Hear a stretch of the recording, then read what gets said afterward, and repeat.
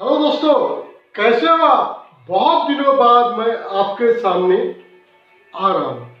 कारण दोस्तों कि मुझे बीच में कोई एंथुसिज्म ही नहीं हुआ, कोई अंतरात्मा से आवाज ही नहीं आई कि मैं आप लोगों से कुछ बातें कर सकूं। आज दोस्तों बहुत दिनों बाद एक टॉपिक मेरे जीवन में आया, उसके लिए सामने मैं आपके सामने नूतन खंडेलवाल, आपका सदैव का दोस्त, आपके सामने प्रकट हुआ।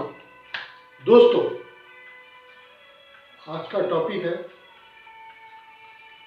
कि ब्राह्मण हमेशा गरीब और दुखी क्यों रहते हैं।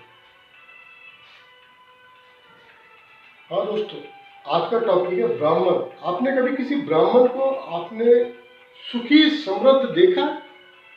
एक आलीशान कार से घूमते हुए, किसी तरह से संपन्न तरीके से किसी ब्राह्मण को, जो खासकर कुंडली विश्लेषण करता है, लोगों का भाग्य बताता है, लोगों की परेशानियों में उनका निराकरण देता है, क्या आपने किसी भी इस टाइप के ब्राह्मण को सुखी देखा है? दोस्तों, हो सकता है आपने थोड़ी अच्छी ढंग की स्कूटर कार देखी भी हो, तो मैं ये कहूँगा कि वो आदमी अरबपति बनने के लिए पैदा हुआ था, लेकिन सिर्फ लखोपति या हजारपति बन के रह गया, क्योंकि वो आदमी ने पैसे से ब्राह्मण का काम जीवन में अपना लिया। अब दोस्तों, सवाल ये उठता है कि 4 वर्ण ईश्वर ने बनाए। आप भी जानते हो, क्षत्रिय, वैश्य, शूद्र, ब्राह्मण। इन चारों में सिर्फ पर्टिकुलरली ब्राह्मण को ही ये अपवाद क्यों कि वो हमेशा उजड़ा चमन दिखता है? ऐसा क्यों होता होगा? क्या आप समझ सकते हो इसका कारण क्या होगा? कभी गौर किया आपने कि ऐसा हमेशा हर जगह क्यों दिखाई देता है? दिखताई तो देता है, लेकिन हर जगह क्यों दिखाई देता है? कारण दोस्तों इसका बहुत सिंपल है। ब्रह्मा का लिखा हुआ, आपके पूर्व जन्म के संचित कर्मों के हिसाब से, जो कर्म आप पिछले जन्म में भोग नहीं पाए, जो संचित कर्म अगले जन्म में आपका प्रारब्ध बन के, भाग्य बन के आपके सामने खड़े हो गए, वो 9 ग्रह मनोनीत कर दिए गए, जिसके तहत आपको इनाम मिल रहा है, आपको पनिशमेंट मिल रहा है। वो सब जो आपको अपने भाग्य के अनुसार मिल रहा है, उसका निराकरण तोड़ देने के लिए ब्राह्मण जो काम करते हैं, अल्टीमेटली वो ब्रह्मा का लिखा हुआ बातों को छेड़छाड़ या हस्तक्षेप करने का जो प्रयास करते हैं, उसका पनिशमेंट ये दोस्तों कि वो हमेशा एक भिखारी समान जिंदगी बिताते हुए नजर आता है।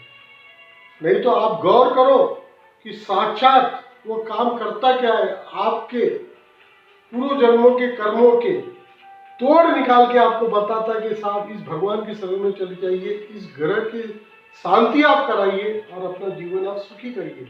कई बार वो आप सब करते हो और आपको उसका निराकरण मिल भी जाता है, लेकिन ईश्वर ने जो पनिशमेंट जिसको दे के रखा है, वो पनिशमेंट क्या कम करवाने का अधिकार उस ब्राह्मण को है?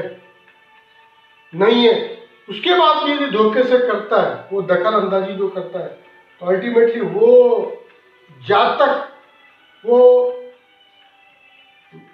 व्यक्ति जो ब्राह्मण की शरण में जाता है, वो तो कुछ समय अपने आप को सरलता से, कुछ समय अपने आप को आनंदित महसूस करता है और अपने आप को सुखी महसूस करता है, लेकिन उसके कर्मों का जो भोगने का श्रेय जो थोड़ा बहुत कम हो जाएगा, जो पनिशमेंट हो जाता है, वो जाता है उस ब्राह्मण के हिस्से में।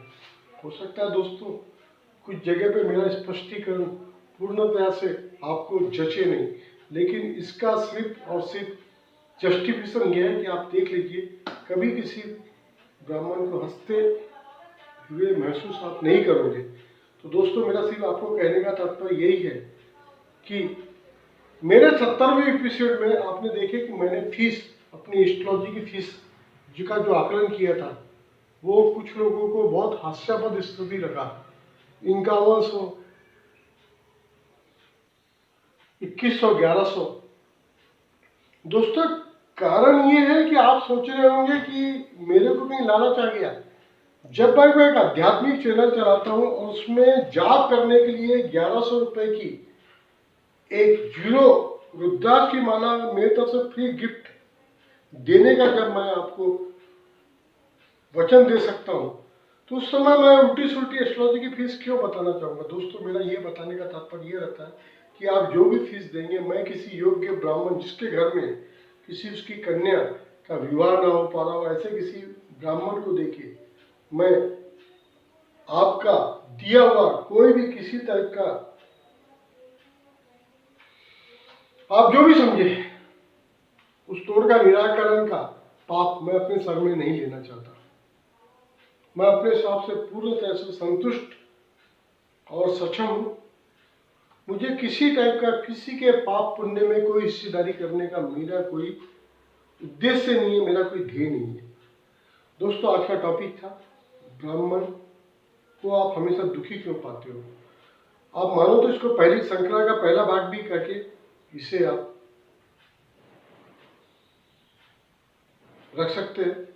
आगे दोस्तों इसी तरह से आपका दोस्त नूतन आपके सामने होता रहेगा और मेरी चैनल नूतन खंडेवाल मोटिवेशनल स्पीच को, मोटिवेशनल वीडियो को आप सब्सक्राइब तो कर चुके होंगे। इसको अपने मित्र गणों में, अपने रिश्तेदारों में सब्सक्राइब करेंगे तो बहुत अच्छा रहेगा, ताकि ये पारिवारिक चैनल में सब लोग इसका लाभ उठा सकें। Thank you very much. आपका दोस्त नूतन सदैव आपके साथ